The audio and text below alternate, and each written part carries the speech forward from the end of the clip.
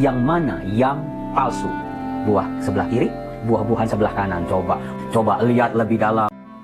Tuhan Yesus yang baik, ku bawa hatiku yang remuk redam, penuh penyesalan dosa atas segala kesalahan dan dosaku di masa lalu.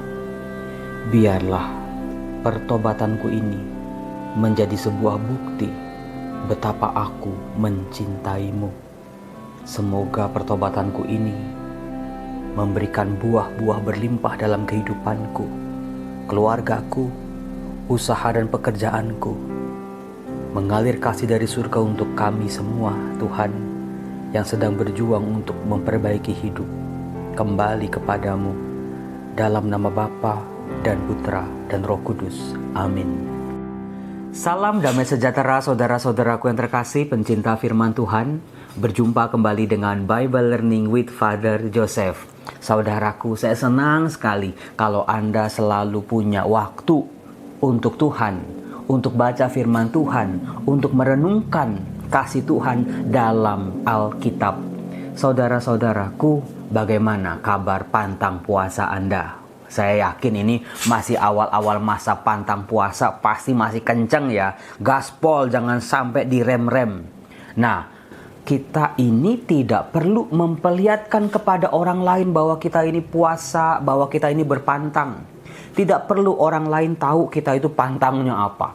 Wah, aku pantang daging, maka nggak boleh kamu makan daging di depan aku. Kalau nanti ada teman, ada orang-orang lagi makan daging di depan Anda, dan Anda lagi pantang daging, caranya Anda semua pasti tahu. Ya udah, diamin aja, atau ya menghindar dari situ.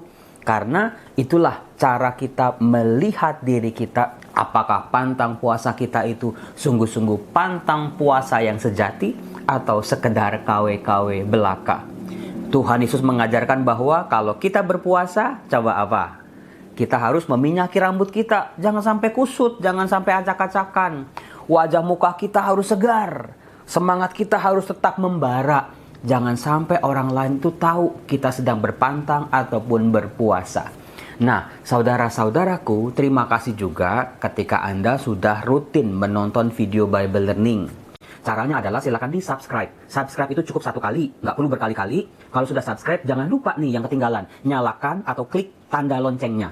Karena dengan demikian, setiap saya membuat video-video baru di YouTube, Anda pasti langsung dapat notifikasi. Jadi Anda tidak pernah ketinggalan video-video baru Bible Learning. Nah, saudara-saudaraku yang terkasih, saya sudah tahu lah penonton-penonton lama Bible Learning, kemana mata Anda menuju dari tadi. Itu di depannya Romo Yosef, di mejanya itu sudah ada 2 keranjang buah. Anda pasti sudah tahu juga dan menebak-nebak. Kira-kira pasti Romo Yosef punya tebak-tebakan lagi. Ada keranjang buah di sebelah kiri, ada keranjang buah di sebelah kanan. Coba Anda pasti tahu ya, apa arahnya, kemana arahnya, yang mana yang palsu. Buah sebelah kiri, buah-buahan sebelah kanan. Coba lihat lebih dalam. Kalau di handphone atau di tablet bisa di zoom. Coba lihat lagi. Romo, kok dua-duanya bisa sama ya Romo? Dua-duanya itu kok mirip amat ya Romo? Kayaknya semuanya asli. Coba ya, silakan tulis di kolom komen.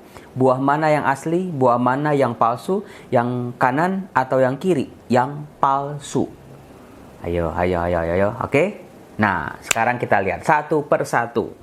Nah, ternyata saudara-saudara, saya tahu lah ini mungkin, wah menurut Anda gampang banget Romo bedainnya. Misalnya, kalau Anda jeli, itu yang di pisang sebelah kiri itu masih ada harganya. Saya beli itu 24.000 kemarin, pisang Ambon. Oh, itu pasti asli Romo.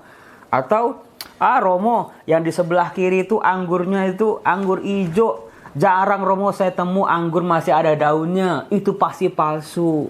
Wah, yes bener Romo, bener. Kali ini saya nebak bener. Nanti dulu saudara-saudaraku yang terkasih.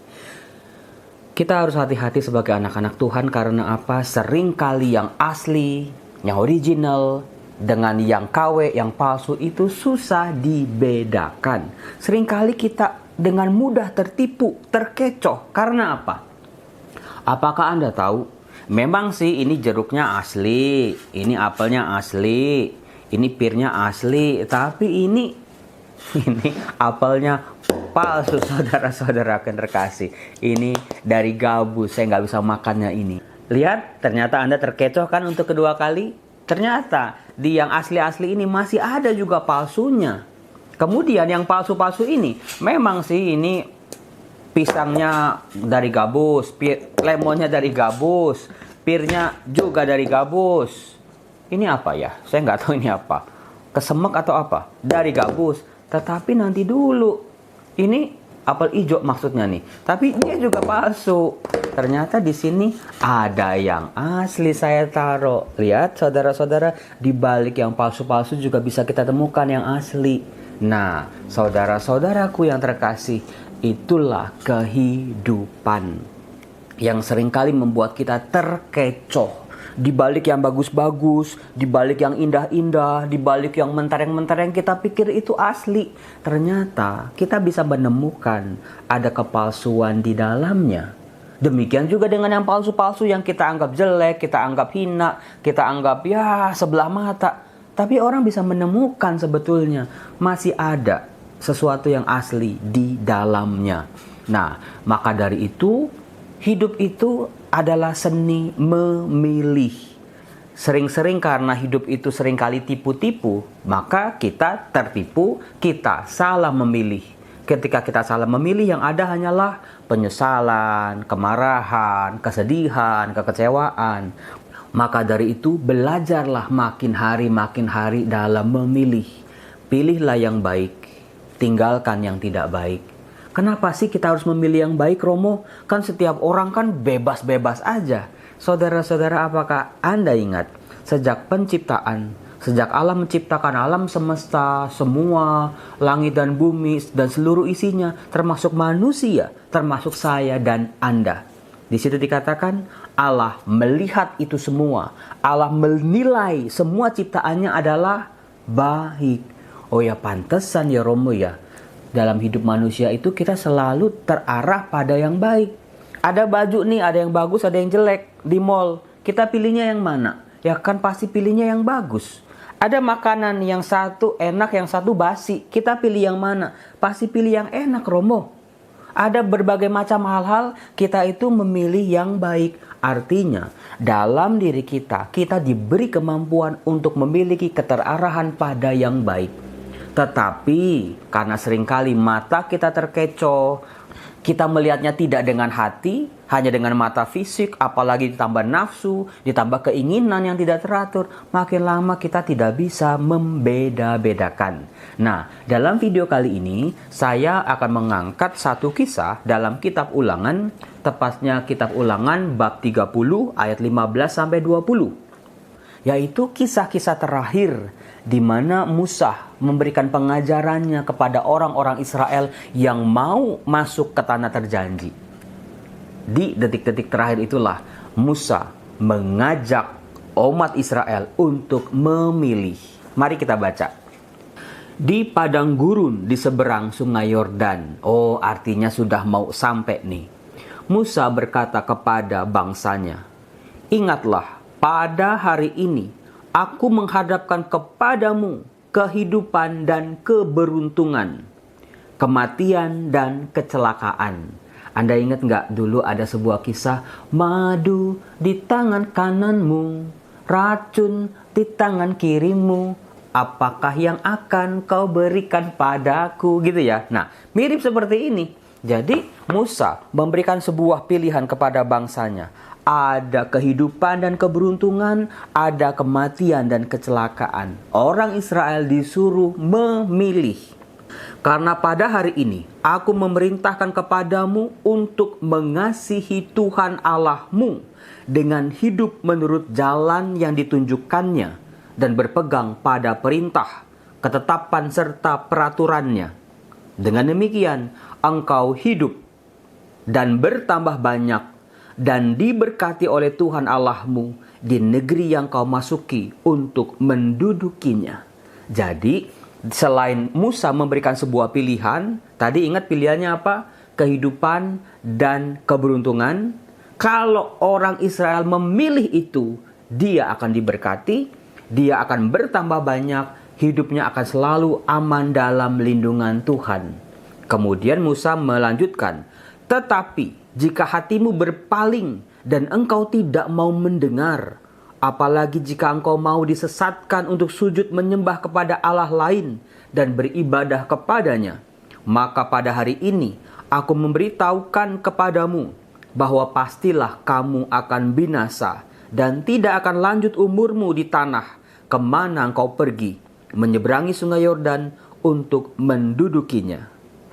Lihat di sini saudara-saudaraku, yang dilakukan oleh Musa di gurun di seberang sungai Yordan adalah selain memberikan sebuah pilihan, baik buruk, hidup, mati, keberuntungan dan kemalangan atau kecelakaan, tetapi Musa juga memberikan konsekuensinya. Kalau kamu pilih yang ini, kamu akan bagaimana? Kalau kamu pilih yang ini, kamu akan bagaimana?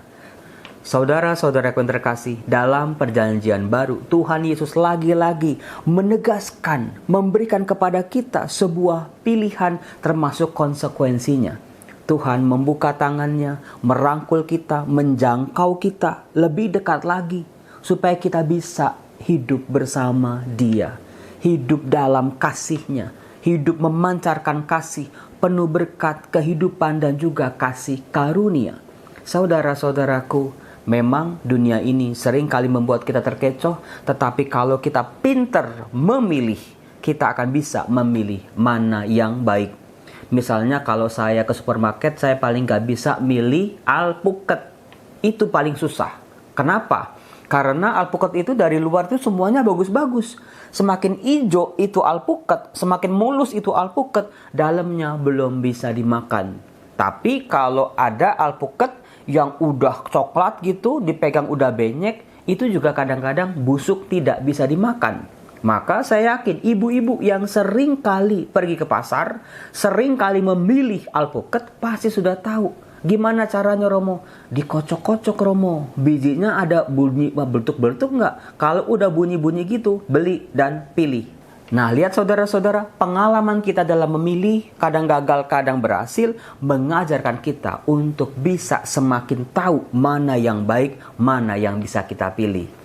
Di masa pertobatan ini, mari kita tanamkan dalam hati kita, Tuhan, ajarkanlah dalam hidupku untuk bisa memilih yang baik, yang mendatangkan kehidupan dan berkat dalam kehidupanku. Dalam nama Yesus Tuhan yang aku percayai, inilah pertobatanku. Bapa, Putra, Roh Kudus. Amin. Salam damai sejahtera, Tuhan Yesus memberkati. Teruslah bersemangat dalam berpandang dan berpuasa. Cayo!